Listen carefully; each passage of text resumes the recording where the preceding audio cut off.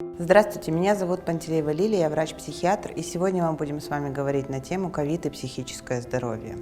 Как же повлиял ковид и эта пандемия, которая у нас была в этом году, на наше психическое здоровье? Мы наблюдаем две реакции.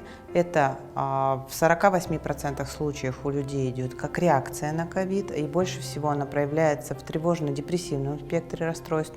То есть это постоянное чувство тревоги, постоянное чувство опасения, нарушение сна, либо наоборот снижение настроения, и нет сил вернуться обратно к той самой повседневной деятельности, активности, которая была ранее.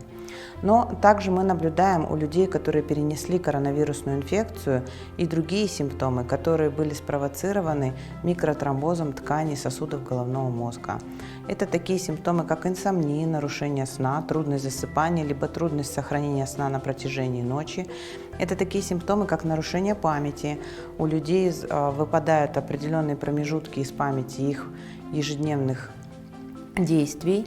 Также мы наблюдаем у людей то, что они жалуются на различные неприятные физические ощущения, такие как усталость, быстрая утомляемость, астения, различные головные боли, очень серьезные, очень тяжело переносимые.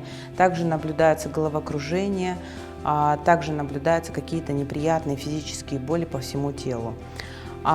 Также мы наблюдаем такой симптом, как приступы паники, приступы страха, приступы удушья, ощущение комка в горле. Люди говорят, что очень сложно проглотить. Особенно очень часто мы наблюдаем такие симптомы, как панические атаки, внезапные приступы паники у тех людей, которые были подключены к искусственной вентиляции легких, которые были интубированы. И также мы наблюдаем такие симптомы, как раздражительность, апатия, снижение настроения.